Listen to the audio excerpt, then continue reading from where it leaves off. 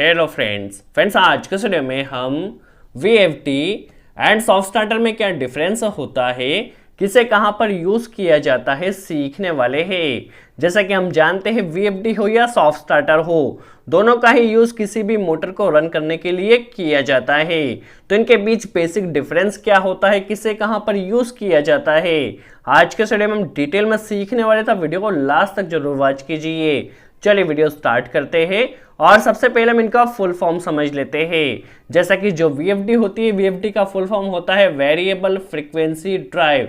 इसे हम AFD के नाम से भी जानते हैं, that means adjustable frequency drive. तो जो VFD होती है, VFD का यूज कर हम किसी भी मोटर की स्पीड को वैरी कर सकते हैं, दैट मीन्स कम या ज्यादा कर सकते हैं जैसी हमें रिक्वायरमेंट हो। तो जो VFD होती है उसमें हम नॉर्मली फ्रीक्वेंसी को कंट्रोल करते हैं और फ्रीक्वेंसी को कंट्रोल कर किसी भी मोटर की स्पीड को कम या ज्यादा किया जाता है। और ये जो ऑपरेशन होता है फुल टाइम के लिए हमारी मोटर की स्पीड को फुल कंट्रोल कर सकते हैं, जितनी भी हमें डिजायर कंट्रोलिंग रिक्वायरमेंट हो। वही यदि सॉफ्ट स्टार्टर की बात की जाए तो सॉफ्ट स्टार्टर में हमें smooth start and smooth stop मिलता है। नॉर्मली होता क्या है, जब भी हम किसी मोटर को स्टार्ट करते हैं तो स्टार्टिंग में मोटर उसका 3 to 5 टाइम करंट ज्यादा लेती है उसके रेटेड करंट का, तो वहां पर हमें स्मूथली स्टार्ट और स्मूथली स्टॉप की रिक्वायरमेंट होती है।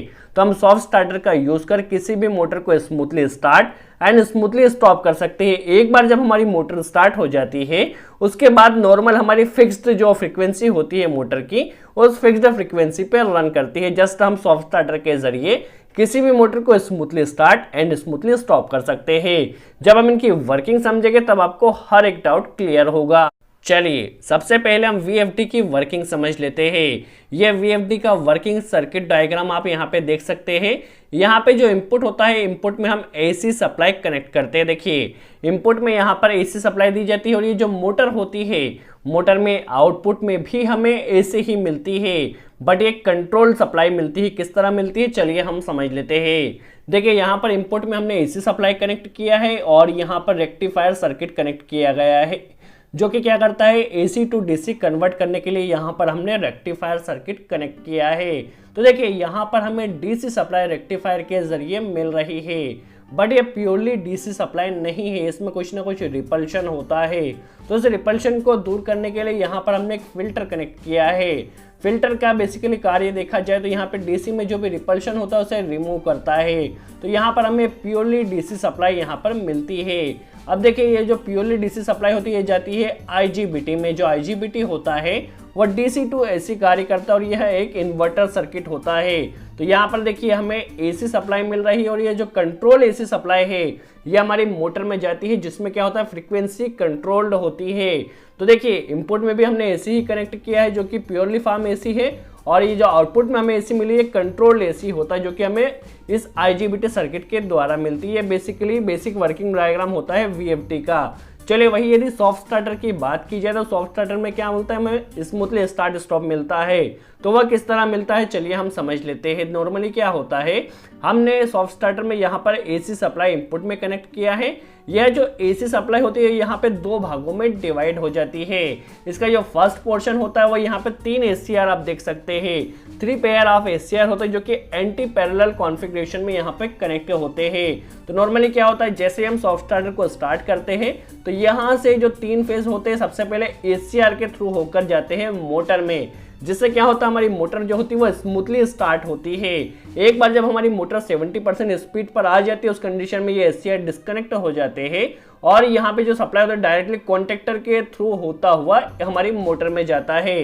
तो जब हमारी मोटर एक बार स्टार्ट हो गई उसके बाद ये कॉन्टेक्टर के थ्रू जब हमारी सप्लाई जाएगी उस कंडीशन में हमारी जो मोटर है वो फुल स्पीड में रन होने वाली है।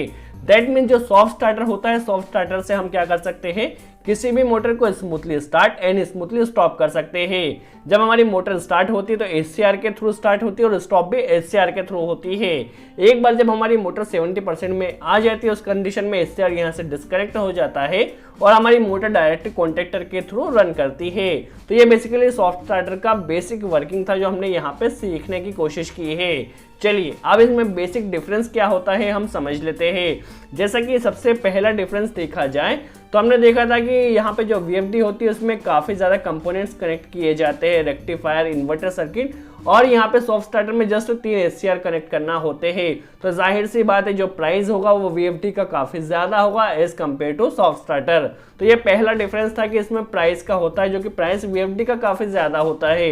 ये काफ़ी बेसिक था। चलिए अब हम समझ लेते हैं जो मोटर का RPM होता है VFD से जब हम कंट्रोल करते हैं तो फुल ऑपरेशन के लिए, जैसा कि हमने देखा था वर्किंग में, तो फुल ऑपरेशन के टाइम पर हमारी मोटर जो होती है उसमें वेरिएबल स्पीड मिलती है। एक बार जब हमने स्टार्ट कर दिया है और जितनी फ्रीक्वेंसी हमने यहाँ पे VFD में सेट किया है फुल टाइम तक हमारी मोटर उसी फ्रीक्वेंसी के ऊपर रन होने वाली है।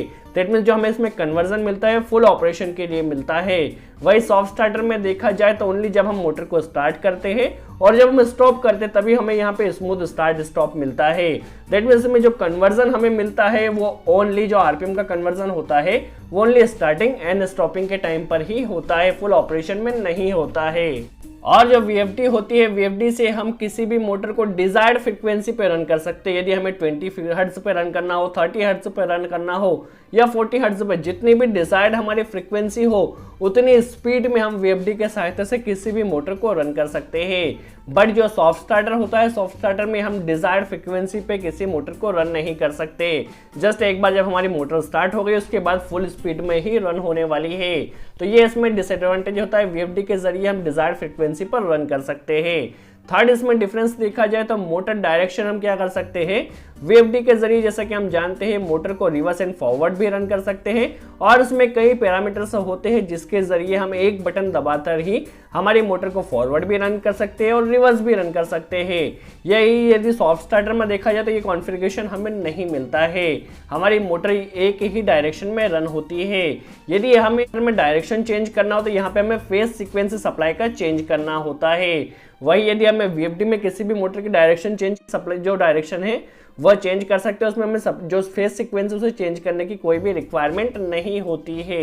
ये काफी मेन डिफरेंस था क्योंकि हम इसमें आसानी से डायरेक्शन चेंज कर सकते हैं। अगला देखा जाए तो हम VFD के साथ किसी भी इनकोडर को या सेंसर को कनेक्ट कर सकते हैं, जिससे हम सेंसर के जरिए मोटर को स्टार्ट स्टॉप भी कर सकते हैं, या और भी कोई हमें कॉन्फ़िगरेशन यूज लेना हो तो सेंसर भी कनेक्ट कर सकते हैं और इनकोडर भी कनेक्ट कर सकते हैं। जैसा कि जो इनकोडर होता है उससे हमें मोटर की स्पीड का नॉलेज होता है, जिससे हम VFD को और मोटर को कंट्रोल कर सकते हैं। तो हम क्या कर सकते हैं VFD में इनकोडर एंड सेंसर कनेक्ट कर मोटर को कंट्रोल कर सकते हैं। वही सॉफ्ट स्टार्टर में देखा जाए तो हम इसमें इनकोडर एंड सेंसर को कनेक्ट नहीं कर सकते हैं।